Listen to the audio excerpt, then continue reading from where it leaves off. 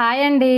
ఈరోజు మేము cauliflower fry చేసామండి. అది ఎలా వచ్చిందో చూద్దాం రండి. ఎలా చేసామో చూడండి. 4 కాలీఫ్లవర్లు తీసుకున్నామండి. అవిని పురుగు లేకుండా చూసుకోవాలండి. అవి ఎలా ఉన్నాయో, పురుగులు ఉన్నాయా లేవా అని చూసుకోవాలి. చూసుకున్న తర్వాత చిన్న చిన్న ముక్కలుగా ఇలా కట్ చేసుకోవాలండి. తర్వాత స్టవ్ మీద ఒక గిన్నె పెట్టేసుకొని వాటర్ పోసుకొని దాంట్లో కొంచెం సాల్ట్ వేసి వాటిని మరగనివ్వాలండి. బాగా మసలాలి వాటరు. తర్వాత కట్ చేసుకున్న ముక్కలు ఉన్నాయి కదా, వీటిని శుభ్రం చేసుకోవాలండి. చేసుకున్నాక ఆ వేడి వాటర్లో ఈ ముక్కలన్నీ వేసేయాలండి. అన్నీ ముక్కలు వేసేసుకొని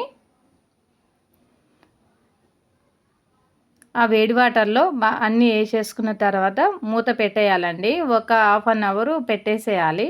అవి పెట్టేసిన తర్వాత ఇలా అయ్యాయండి. వాటిని తీసుకొని ఒక బేసన్లోకి తీసుకున్నాము.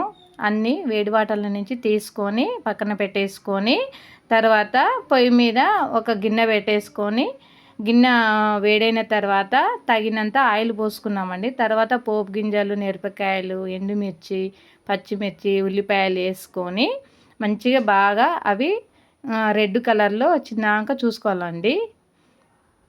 ఇలా కలపాలి. మొత్తం మాడిపోకుండా చూసుకోవాలండి.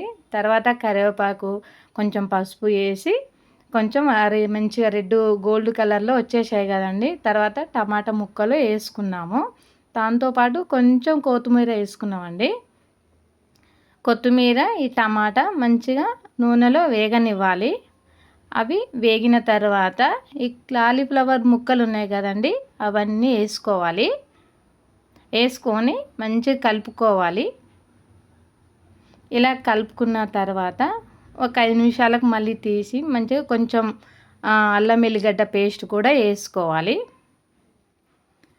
వేసుకొని బాగా కలుపుకోవాలి. అవి బాగా ఫ్రై అయిన తర్వాత కొంచెం కారం వేసుకోవాలి. పచ్చిమిర్చి వేసినాం కదండి, కొంచెం కారం వేసుకోవాలి, లేకపోతే కారం ఎక్కువ అవుతుంది. ఉప్పు వేయలేదండి, అంటే ముందుగా వేసినాము, అది స్కిడ్ అయింది. అవి మంచి ఫ్రై అయిన తర్వాత ధనియాల పౌడర్ వేసుకొని ఫ్రై మంచి అయిన తర్వాత ధనియాల పౌడర్ వేసుకున్నామండి. ఇలా వచ్చింది. ఇది చాలా టేస్ట్ ఉందండి.